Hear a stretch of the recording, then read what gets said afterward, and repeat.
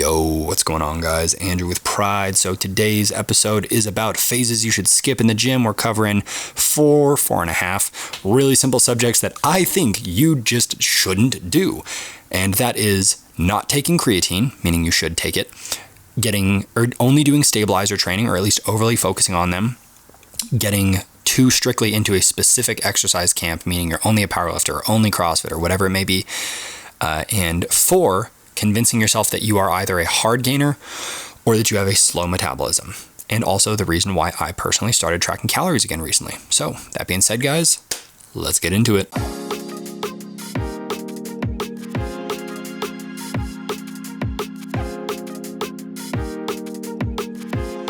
What's going on, guys? Andrew with Pride. Today, we're going to be talking about phases I think you should skip in the gym. So I'm kind of late to this, honestly.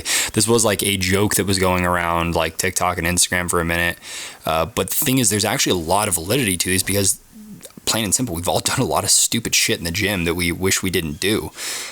So that being said, let's just get straight to it. Number 1 is not using creatine. There is so much like science about creatine monohydrate, and to clarify, I do not extend to this to like Crealkaline or I think it's like creatine, like hydrolyzed creatine or something like that. I'm talking just purely creatine monohydrate. There's so much information about this supplement. There's virtually no reason to not be using it. I mean, creatine is so effective as far as building muscle and muscle recovery and strength output that, I mean, when I was younger, when I started lifting, like, people thought that creatine was like akin to that of steroids, and even more so in the early 2000s and like the late 90s when it was first really popping off. Like, people were like, holy shit, like you would hide your creatine under your freaking bed. Like, there's jokes about that where people are like, I really had to hide my creatine from my mom.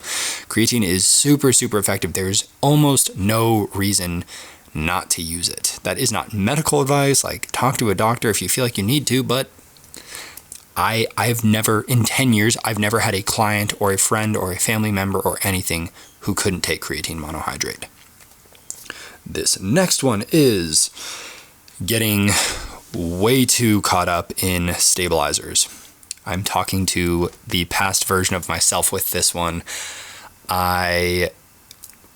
Because of a few different things, I remember reading some paper that probably misrepresented this a little bit, or at least kind of brought it to be something greater than it is, which was that when you recruit more muscle fibers at once, you increase your body's growth hormone output. So I have never found that paper in my adult life. I don't know if that was something that I just imagined, something that I completely misunderstood, which is entirely possible, or just something that was like, who knows. But basically, what I remember it saying was like, oh, the benefit of, standing on. And this also, just to clarify, this may have been me reading one thing and taking it to mean something so far beyond what it was. But it was talking about like, oh, when you do bicep curls while standing on a Bosu ball, it makes your body produce more growth hormone because more muscles get recruited. Now, I know that that's a bit more true when it comes to compound movements like squatting, benching, deadlifting, overhead pressing. I don't think there is anything to actually validate that, at least not to a significant degree when it comes to standing on a Bosu ball. But this was a thing that you used to see. It was really big in like the 2000s, early 2000s, and then a little bit still toward the tail end of the 2000s. But like, this was something I was doing in like 2013 or something like that. Is, I was having a client do lunges with one foot on a Bosu ball. I was having them do curls on a Bosu ball.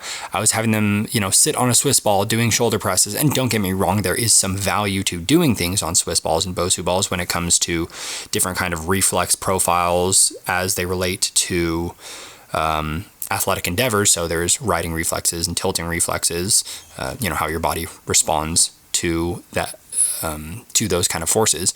But, should you be sitting on a Swiss ball, or excuse me, have your back on a Swiss ball while you're doing chest presses?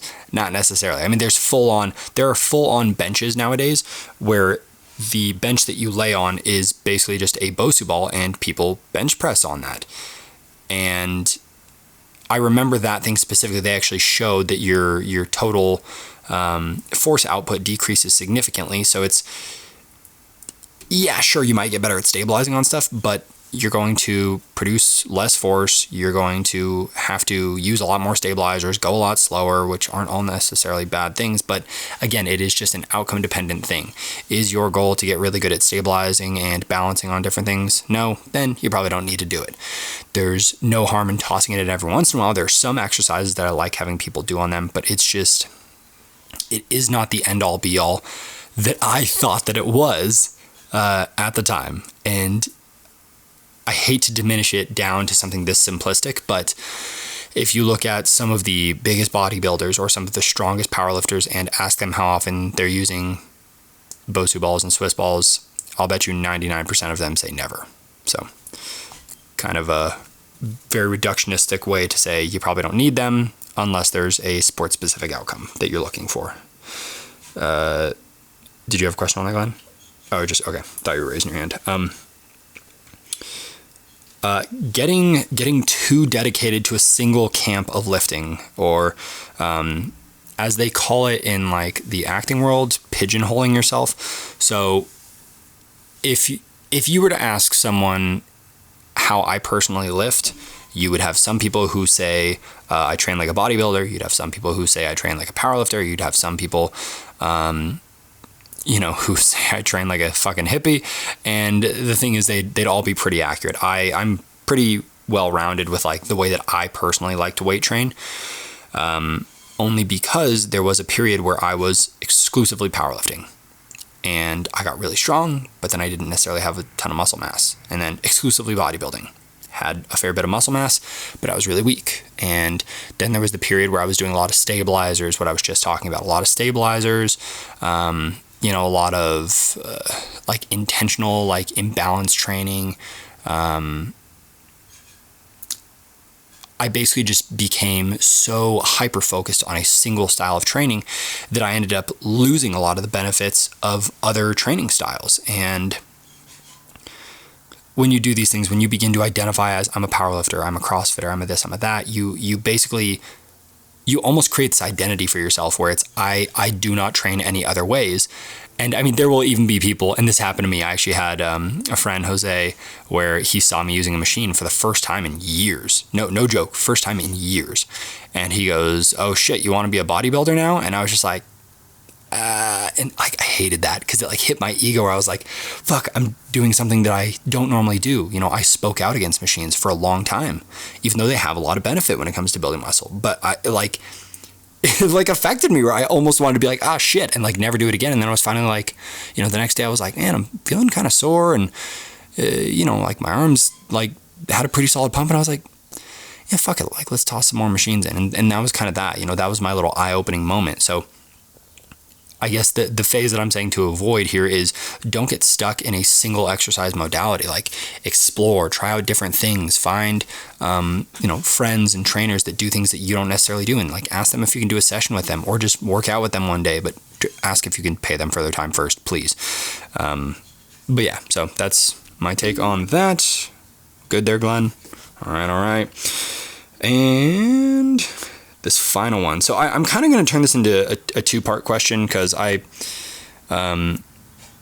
was originally just like you should skip this phase, but then I actually got a user question that was very relevant to it. So the phase that you should skip is the I'm a hard gainer, or the inverse of that, people who are like, I have a slow metabolism.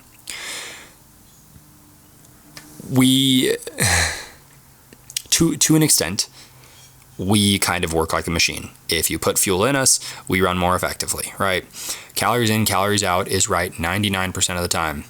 There are very rare hormonal issues that you, person listening, probably have nothing to do with, but even then, all that does is slow your metabolism down. That does not change the validity of calories in, calories out. Let's say, for example, that you burn 2,000 calories a day naturally, but you have some crazy hormonal thyroid issue where you only burn 1,800 calories a day. Well, guess what? That's just a lower number than what you had thought. If you eat less, you will still lose weight. Or if you eat more, you will still gain weight. These things are still true. Calories in, calories out works. It just isn't necessarily the most sustainable thing. But if you're one of those people who says you cannot lose weight, I would highly, highly encourage you to track every fucking calorie that you eat, cut it by 200 to 300, and go for a walk after your workouts, and tell me if you don't lose weight after, 6 to 8 weeks. You will probably see the scale start to go down if you are being honest with yourself, and vice versa. Oh, I'm a hard gainer. Guys, you have no idea how many fucking times I told myself that lie. You have no idea how many times I was like, oh, I can't build muscle because I'm a hard gainer. I have weighed as high as 216 before. I was dirty bulking with a friend. We were eating Taco Bell and Jack in the Box pretty much every single day. I got fucking fat.